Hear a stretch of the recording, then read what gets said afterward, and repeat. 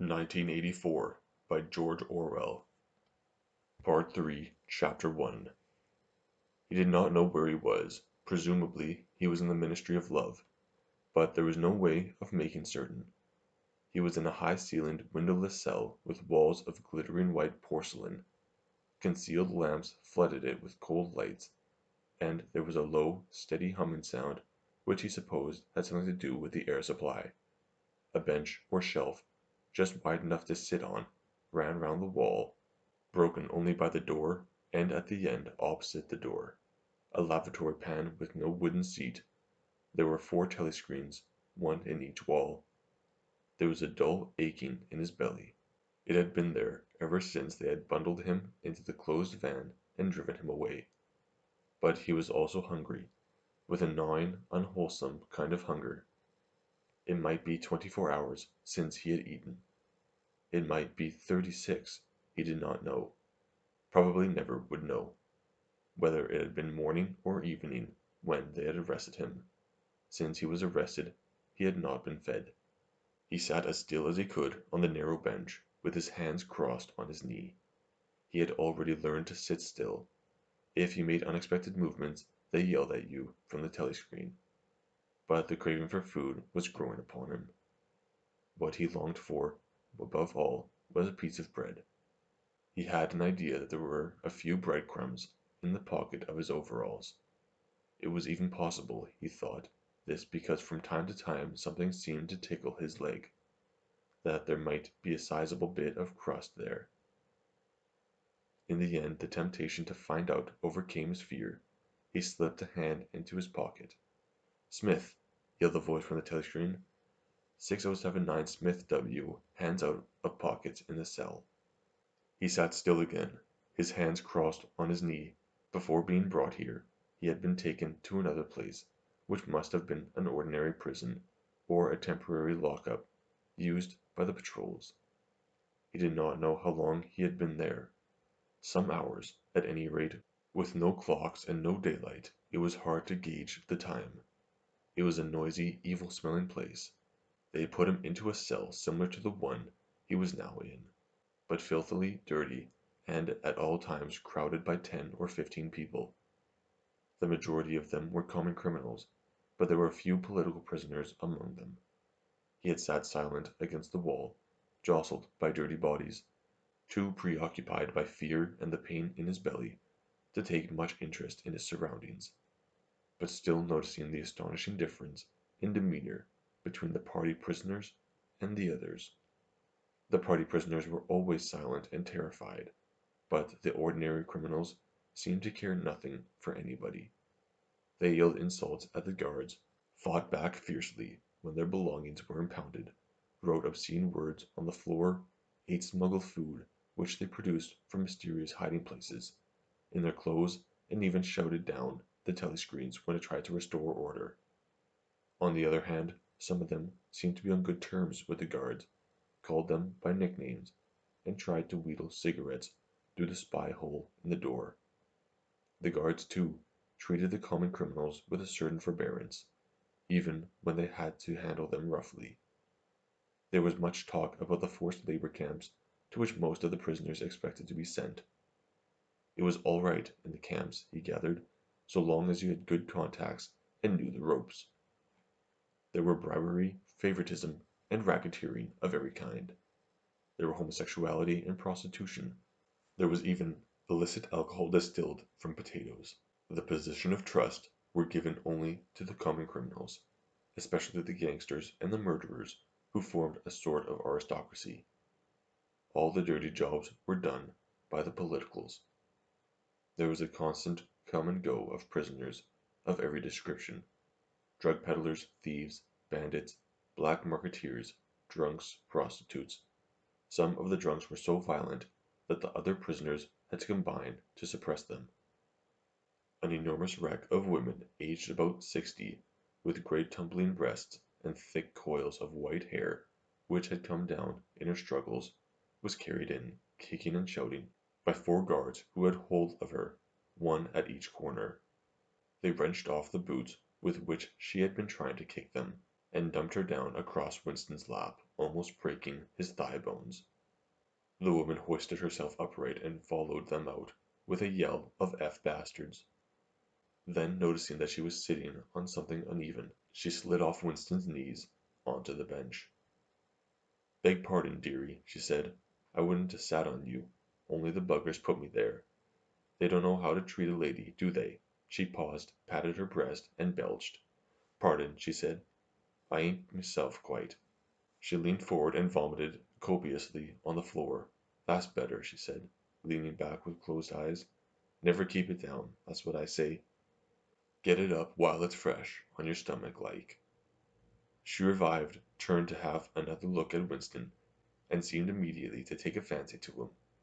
She put a vast arm round his shoulder and drew him toward her, breathing beer and vomit into his face. "What's your name, dearie?" she said. "Smith," said Winston. "Smith," said the woman. "That's funny. My name's Smith, too. Why," she added, sentimentally, "I might be your mother." She might, thought Winston, be his mother. She was about the right age and physique, and it was probable that people changed somewhat after 20 years in a forced labor camp. No one else had spoken to him. To a surprising extent, the ordinary criminals ignored the party prisoners. The poets, they called them, with a sort of uninterested contempt. The party prisoners seemed terrified to speak to anybody, and, above all, of speaking to one another. Only once, when two party members, both women, were pressed close together on the bench, he overheard amid the din of voices a few hurriedly whispered words, and in particular a reference to something called Room 101, which he did not understand. It might be 2 or 3 hours ago that they had brought him here. The dull pain in his belly never went away, but sometimes it grew better and sometimes worse, and his thoughts expanded or contracted accordingly. When it grew worse, he thought only of the pain itself, and of his desire for food. When it grew better, panic took hold of him. There were moments when he foresaw the things that would happen to him with such actuality that his heart galloped and his breath stopped. He felt the smash of truncheons on his elbow, and the iron-shod boots on his shins. He saw himself groveling on the floor, screaming for mercy through broken teeth. He hardly thought of Julia. He could not fix his mind on her. He loved her and would not betray her, but that was only a fact, known as he knew the rules of arithmetic. He felt no love for her, and he hardly ever wondered what was happening to her. He thought oftener of O'Brien, with a flickering hope. O'Brien must know that he had been arrested. The Brotherhood, he said, never tried to save its members. But there was the razor blade. They would send the razor blade if they could. There would be perhaps 5 seconds before the guards could rush into the cell. The blade would bite into him with a sort of burning coldness, and even the fingers that held it would be cut to the bone. Everything came back to his sick body, which shrank trembling from the smallest pain. He was not certain that he would use the razor blade, even if he got the chance. It was more natural to exist from moment to moment, accepting another 10 minutes' life, even with the certainty that there was torture at the end of it. Sometimes he tried to calculate the number of porcelain bricks in the walls of the cells. It should have been easy, but he always lost count at some point or another. More often he wondered where he was, and what time of day it was. At the moment he felt certain that it was broad daylight outside, and at the next equally certain that it was pitch darkness. In this place he knew instinctively the lights would never be turned out. It was the place with no darkness. He saw now why O'Brien had seemed to recognize the illusion. In the Ministry of Love there were no windows. His cell might be at the heart of the building or against its outer wall. It might be 10 floors below ground or 30 above it. He moved himself mentally from place to place and tried to determine by the feeling of his body whether he was perched high in the air or buried deep underground. There was a sound of marching boots outside. The steel door opened with a clang. A young officer, a trim, black uniformed figure, who seemed to glitter all over with polished leather, and whose pale, straight-featured face was like a wax mask, stepped smartly through the doorway. He motioned the guards outside to bring in the prisoners they were leading. The poet Ampleforth shambled into the cell. The door clanged shut again. Ampleforth made one or two uncertain movements from side to side, as though having some idea that there was another door to go out of, and then began to wander up and down the cell. He had not yet noticed Winston's presence. His troubled eyes were gazing at the wall, about a meter above the level of Winston's head. He was shoeless, large, dirty toes were sticking out of the holes in his socks. He was also several days away from a shave. A scrubby beard covered his face to the cheekbones, giving him an air of ruffianism that went oddly with his large, weak frame and nervous movements. Winston roused himself a little from his lethargy. He must speak to Ampleforth and risk the yell from the telescreen. It was even conceivable that Ampleforth was the bearer of the razor blade. Ampleforth, he said. There was no yell from the telescreen. Ampleforth paused, mildly startled. His eyes focused themselves slowly on Winston. "Ah, Smith," he said. "You too? Tell me what you were in for." To tell you the truth, he sat down awkwardly on the bench opposite Winston. "There is only one offense, is there not?" he said. "And have you committed it?" "Apparently I have." He put a hand on his forehead and pressed his temple for a moment, as though trying to remember something. "These things happen," he began vaguely. "I have been able to recall one instance, a possible instance. It was an indiscretion. Undoubtedly, we were producing a definitive edition of the poems of Kipling. Allow the word God to remain at the end of a line. I could not help it," he added almost indignantly, raising his face to look at Winston. "It was impossible to change the line. The rhyme was rod. Do you realize that there are only 12 rhymes to rod in the entire language? For days I had racked my brain. There was no other rhyme." The expression on his face changed. The annoyance passed out of it, and for a moment he looked almost pleased. A sort of intellectual warmth, the joy of the pedant who found out some useless fact, shone through the dirt and scrubby hair. "Has it ever occurred to you," he said, "that the whole history of English poetry has been determined by the fact that the English language lacks rhymes?" No, that particular thought had never occurred to Winston, nor in the circumstances did it strike him as very important or interesting. "Do you know what time of day it is?" he said. Ampleforth looked startled again. "I'd hardly thought about it. They arrested me. It could be 2 days ago, perhaps 3. His eyes flitted round the walls, as though he half expected to find a window somewhere. "There is no difference between night and day in this place. I do not see how one can calculate the time." They talked desultorily for some minutes. Then, without apparent reason, a yell from the telescreen bade them be silent. Winston sat quietly, his hands crossed. Ampleforth, too large to sit in comfort on the narrow bench, fidgeted from side to side, clasping his lank hand first round one knee, then round the other. The telescreen barked at him to keep still. Time passed, 20 minutes, an hour, it was difficult to judge. Once more there was a sound of boots outside. Winston's entrails contracted. Soon, very soon, perhaps in 5 minutes, perhaps now, the tramp of boots would mean that his own turn had come. The door opened. The cold-faced young officer stepped into the cell. With a brief movement of the hand he indicated Ampleforth. "Room 101," he said. Ampleforth marched clumsily out between the guards, his face vaguely perturbed but uncomprehending. What seemed like a long time passed. The pain in Winston's belly had revived. His mind sagged round and round on the same track, like a ball falling again and again into the same series of slots. He had only 6 thoughts: the pain in his belly, a piece of bread, the blood and the screaming, O'Brien, Julia, the razor blade.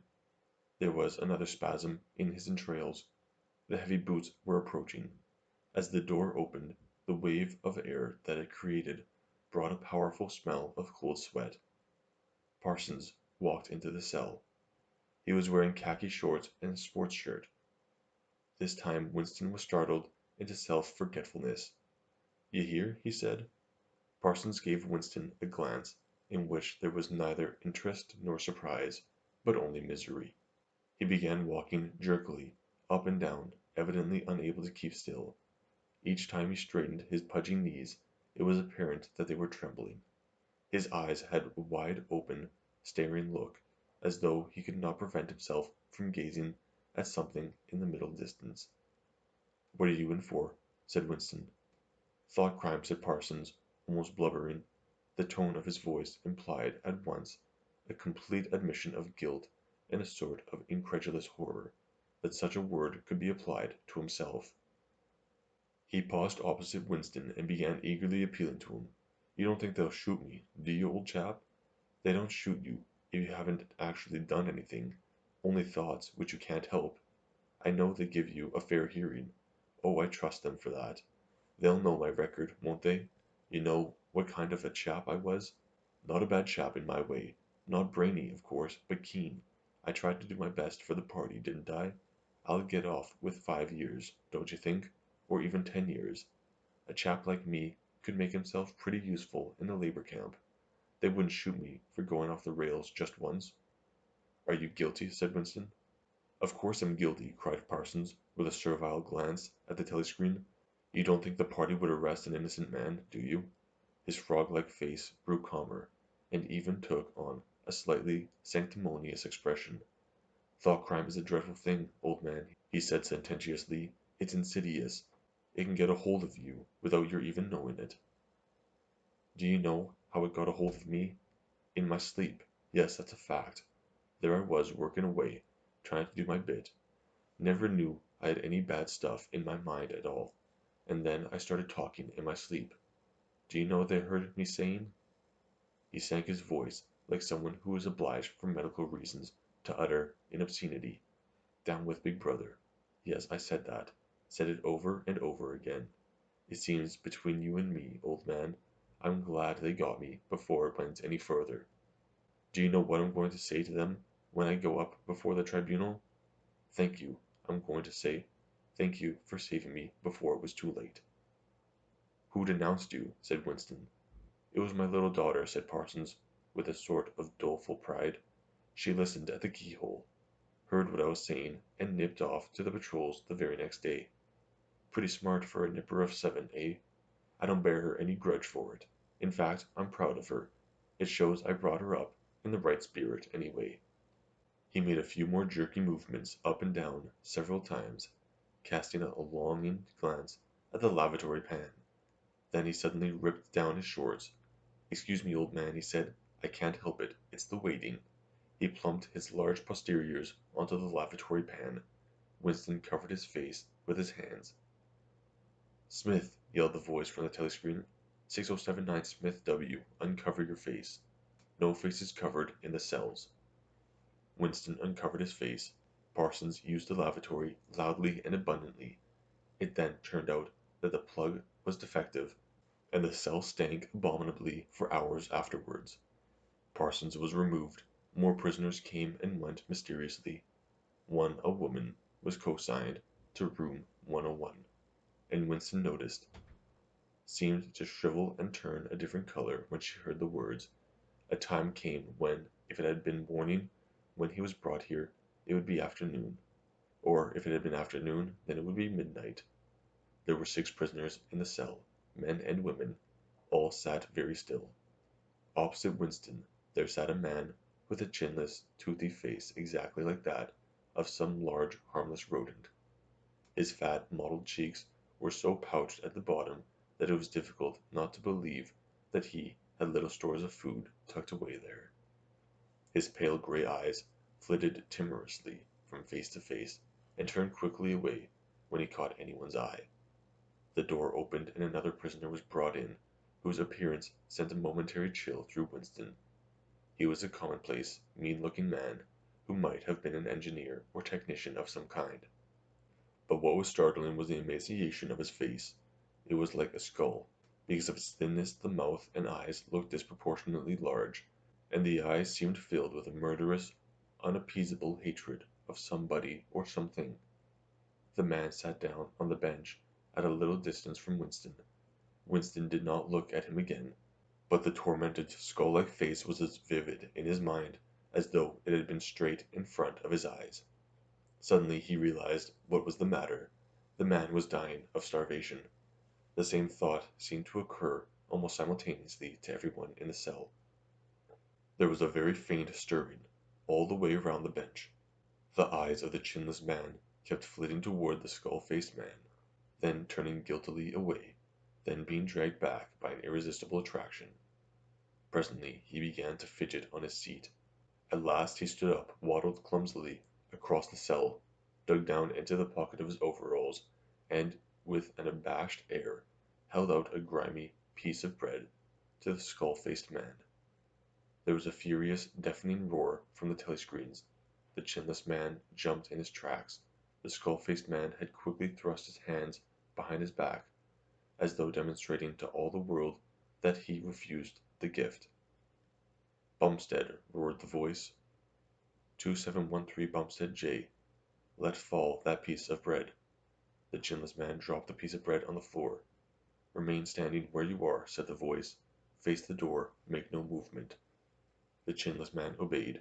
His large pouchy cheeks were quivering uncontrollably. The door clanged open. As the young officer entered and stepped aside, there emerged from behind him a short, stumpy guard with enormous arms and shoulders. He took his stand opposite the chinless man, and then, at a signal from the officer, let free a frightful blow, with all the weight of his body behind it, full in the chinless man's mouth. The force of it seemed almost to knock him clear of the floor. His body was flung across the cell and fetched up against the base of the lavatory seat. For a moment he lay as though stunned, with dark blood oozing from his mouth and nose. A very faint whimpering or squeaking, which seemed unconscious, came out of him. Then he rolled over and raised himself unsteadily on hands and knees. Amid a stream of blood and saliva, the two halves of a dental plate fell out of his mouth. The prisoners sat very still, their hands crossed on their knees. The chinless man climbed back up into his place. Down one side of his face the flesh was darkening.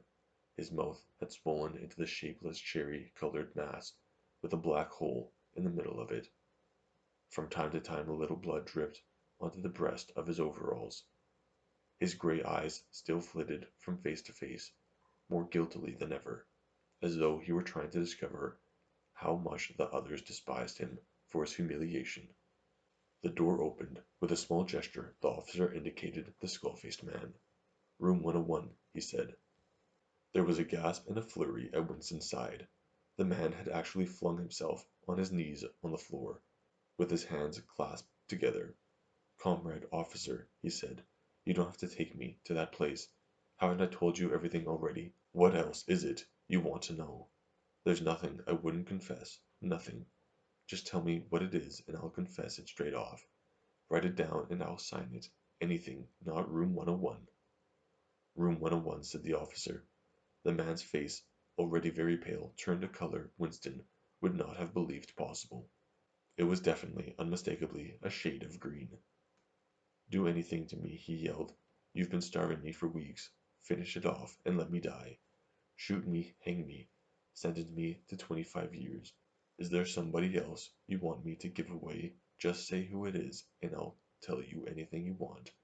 I don't care who it is or what you do to them. I've got a wife and 3 children. The biggest of them isn't 6 years old.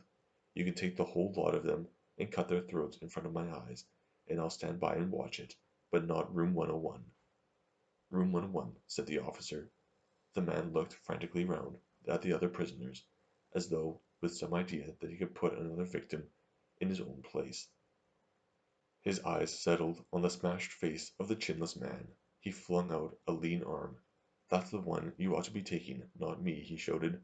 "You didn't hear what he was saying after they bashed his face. Give me a chance, and I'll tell you every word of it. He's the one that's against the party, not me."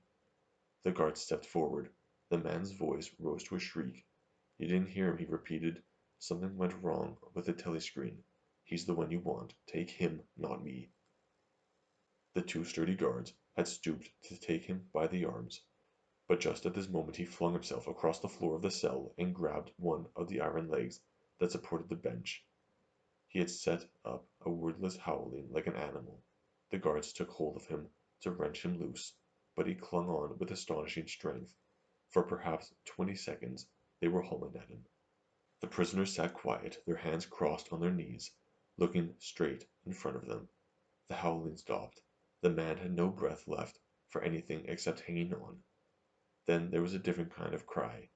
The kick from a guard's boot had broken the fingers of one of his hands.